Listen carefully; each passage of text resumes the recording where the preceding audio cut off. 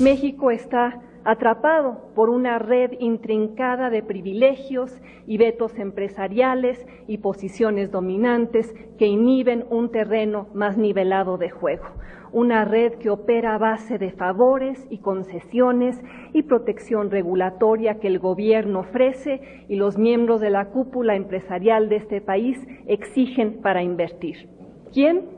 Alguien como el dueño de una distribuidora de maíz o el concesionario de una carretera privada o el comprador de un banco rescatado por el Fobaproa o el principal accionista de Telmex o el operador de una Afore. Estos actores capturan rentas a través de la explotación o la manipulación del entorno económico en vez de generar ganancias legítimas a través de la innovación y la creación de riqueza.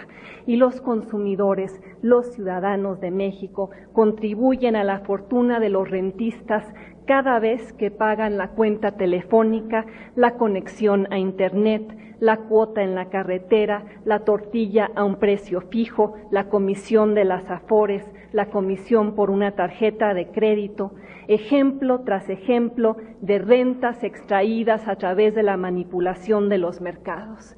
Y el rentismo acentúa la desigualdad, produce costos sociales, disminuye la productividad, aumenta los costos de transacción en una economía que para competir globalmente necesita disminuirlos. Y para extraer esas rentas, esos jugadores dominantes han erigido altas barreras de entrada a nuevos jugadores, creando así cuellos de botella que inhiben el crecimiento de México en un mundo cada vez más globalizado. Y la concentración de la riqueza y el poder económico en esos jugadores dominantes, ¿en qué se traduce? En ventajas injustas, en captura regulatoria, en políticas públicas que favorecen intereses particulares. Pero peor aún, convierte a los representantes del interés público, a muchos de los diputados y los senadores sentados aquí, en empleados de los intereses atrincherados.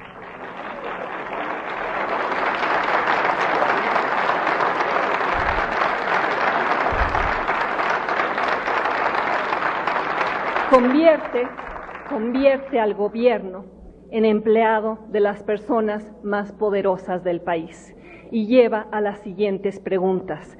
¿Quién gobierna en México? ¿Quién gobierna en México? ¿El Senado de la República o Ricardo Salinas Pliego cuando logra controlar los vericuetos del proceso legislativo, como lo hizo en el tema de los corresponsales bancarios? ¿Quién gobierna en México? ¿La Secretaría de Comunicaciones y Transportes o UNEFON?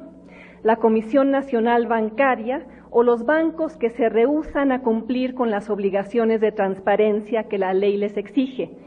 ¿Quién gobierna en México? ¿La Secretaría de Educación Pública o el Bester Gordillo? ¿La Comisión Federal de Competencia o Carlos Slim? ¿Pemex o Carlos Romero de Champs? ¿Ustedes o una serie de intereses que no logran contener? Porque ante los vacíos de autoridad y la captura regulatoria y las decisiones de política pública que benefician a una minoría, la respuesta parece obvia. México padece lo que algunos llaman un Estado dentro del Estado o lo que otros denominan una economía sin un gobierno capaz de regularla de manera eficaz. Eso, y no la caída en la producción petrolera, es lo que condena a México al subdesempeño crónico. Y una y otra vez el debate en este país sobre cómo promover el crecimiento y cómo fomentar la inversión y cómo generar el empleo se encuentra fuera de foco. El gobierno piensa que para lograr esos objetivos basta con tenderle la mano al sector privado para que invierta bajo cualquier condición. Y el sector privado, por su parte, piensa que es la panacea que se le permita participar, por ejemplo, en el sector petrolero. Pero esa es solo una solución parcial a un problema mucho más profundo. El meollo detrás de la mediocridad económica de México se encuentra en su estructura económica y en las reglas del juego político que la apuntalan. Una estructura demasiado pesada en la punta de la pirámide, una estructura oligopolizada donde unos cuantos se dedican a la extracción de rentas, una estructura de complicidades y colusiones que el gobierno permite y del cual también se beneficia. Y claro, muchos de los miembros del gabinete de Felipe Calderón, muchos de los presentes en este foro, hablarán del crecimiento como prioridad central, pero más bien lo perciben como variable residual.